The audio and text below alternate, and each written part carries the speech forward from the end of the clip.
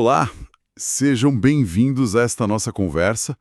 Hoje a gente vai mergulhar nos materiais bem interessantes que mostram como a nossa saúde vai muito além da biologia, sabe?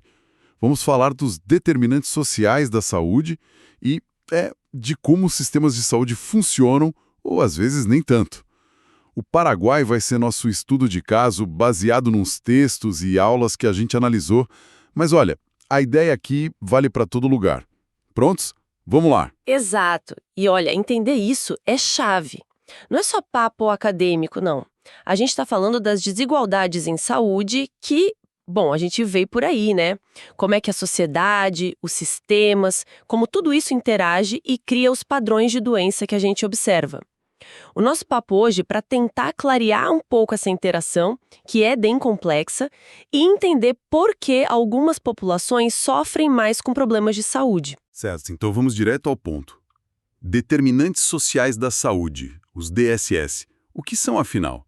Basicamente, os textos definem como as circunstâncias em que as pessoas nascem, crescem, vivem, trabalham e envelhecem.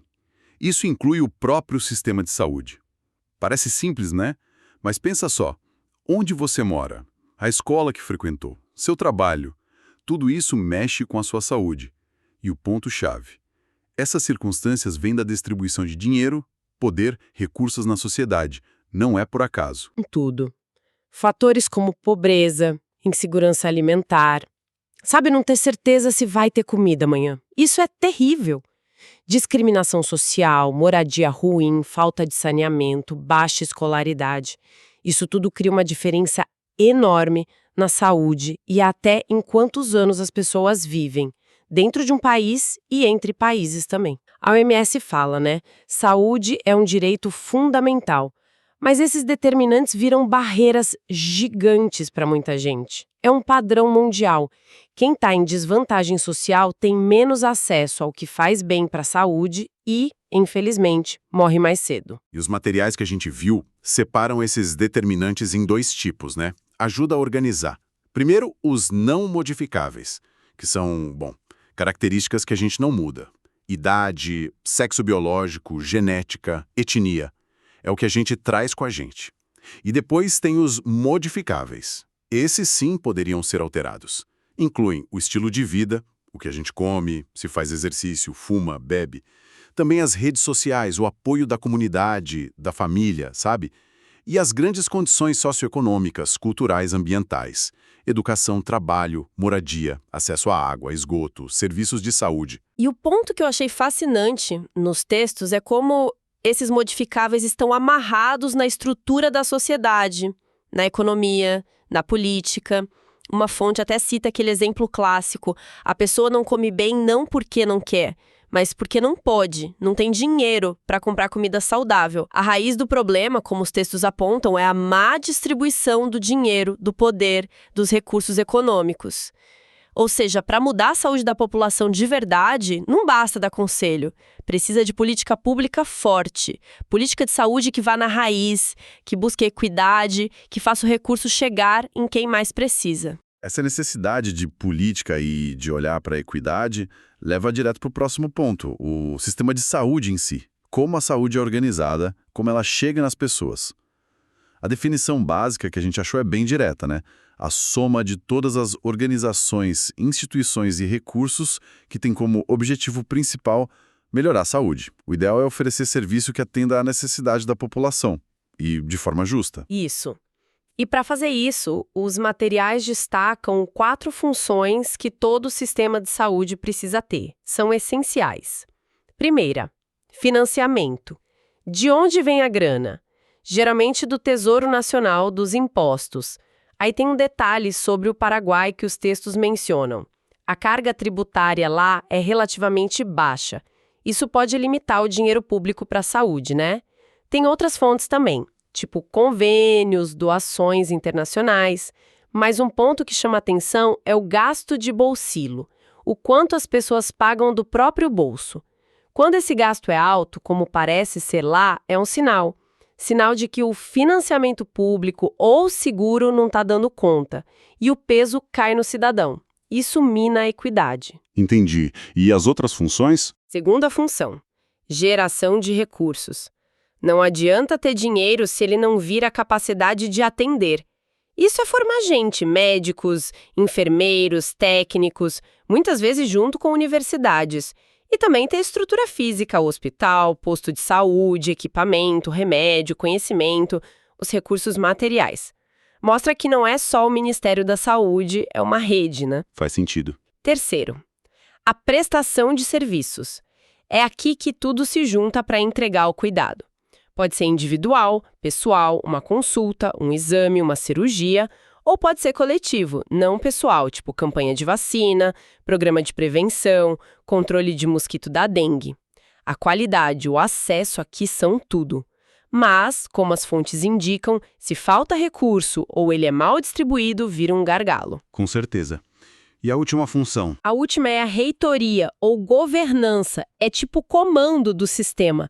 Quem define as regras do jogo, leis, normas, políticas, quem fiscaliza se estão cumprindo, quem define as prioridades e dá a direção estratégica. É essa função que articula o todo. Falando do Paraguai especificamente, os textos descrevem um sistema meio fragmentado, né?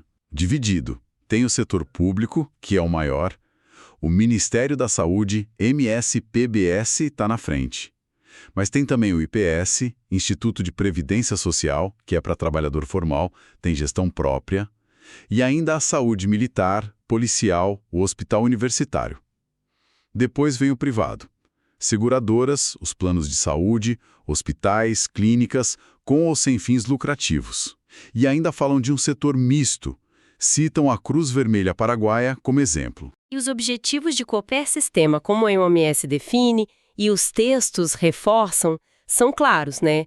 Melhorar a saúde de todo mundo, tratar bem as pessoas, responder às expectativas delas e garantir proteção financeira. Ninguém devia empobrecer por ficar doente. Só que no Paraguai, as fontes que a gente viu mostram desafios gigantes para alcançar isso. Falam de cobertura insuficiente, um número que preocupa. São uns 20% da população com algum seguro e uns 35% sem acesso regular nem ao básico. É muita gente descoberta. E tem mais. Muito recurso concentrado na capital e em volta. O interior fica bem desassistido. E não são só esses os problemas, né? A concentração e a baixa cobertura. Não. Os materiais falam também de atraso tecnológico em algumas áreas, baixa produtividade, qualidade que varia muito, sabe? E ineficiência na gestão. Existem iniciativas para tentar melhorar, sim. Os Conselhos Locais de Saúde, CLS, para ter mais participação da comunidade, e a Superintendência de Saúde, SS, para regular e fiscalizar. Mas assim, as leituras dão a entender que essas estruturas ainda patinam um pouco na prática. Falta dinheiro, tem barreira política, talvez um pouco de tudo, né? O que impede que a boa intenção vire melhora real para as pessoas. Essa conversa sobre os desafios do sistema leva a gente a olhar para os problemas de saúde que o pessoal enfrenta. Aí entra a epidemiologia. A definição que a gente achou é que ela estuda a frequência, distribuição das doenças e dos seus determinantes nas populações. E o objetivo é sempre usar isso para prevenir e controlar os problemas. Basicamente responder o que, quem, onde, quando e por quê. De momento, a gente olha os dados de quem fica doente, morbidade, de que as pessoas morrem, mortalidade, quais os fatores de risco mais comuns. E no caso do Paraguai, o que aparece nos materiais é um cenário bem complexo. Eles chamam de dupla carga de doença. Isso é sério. Dupla carga. O que significa isso na prática? Como assim? Significa que o país luta em duas frentes ao mesmo tempo. Coisa que normalmente a gente veria em fases diferentes do desenvolvimento. Por um lado, ainda tem muita doença infecciosa clássica, ligada à pobreza, falta de esgoto, água limpa. E ligada também às falhas do sistema, como baixa vacinação. O exemplo do sarampo, que os textos citam, é chocante. Uma doença que tem vacina e ela reaparece lá em São Pedro, porque a cobertura vacinal estava em 61%. O ideal é 95%. Por outro lado, ao mesmo tempo, o país vê crescer muito as doenças crônicas. Coração, diabetes, câncer. Essas já são mais ligadas à mudança de estilo de vida, à comida industrializada, sedentarismo, ao envelhecimento da população, Globalização. Ter que lidar com essas duas coisas juntas, nossa, sobrecarrega qualquer sistema de saúde. Fica claro que a epidemiologia é fundamental, então.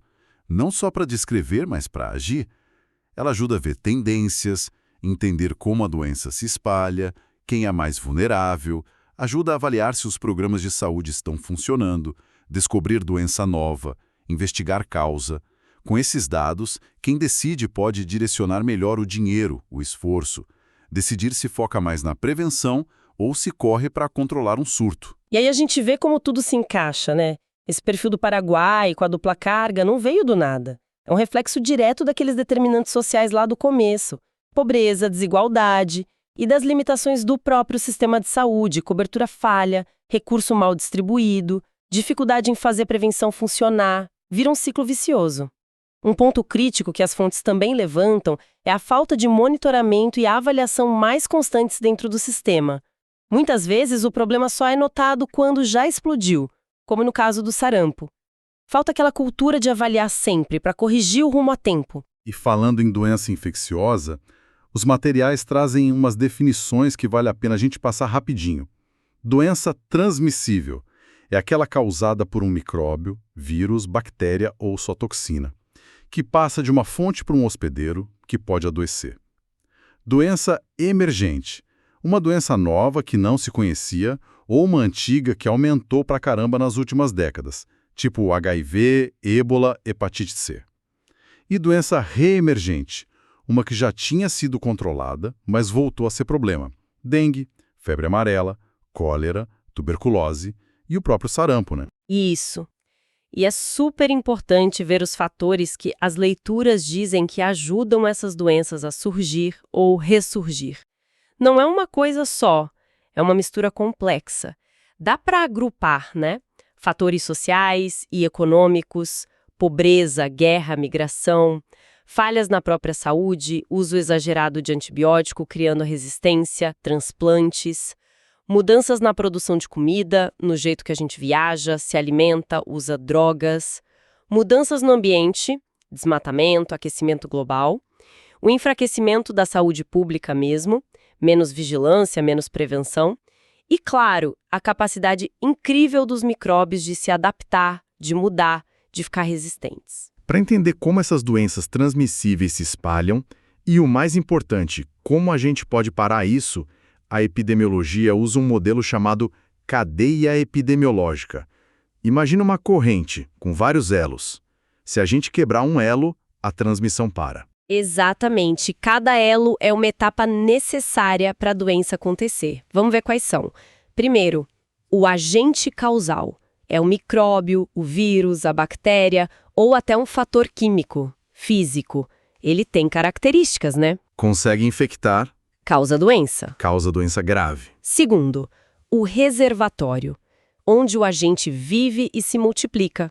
Pode ser gente doente ou portador sem sintoma, animal, água, solo. Terceiro, a porta de saída. Como ele sai do reservatório?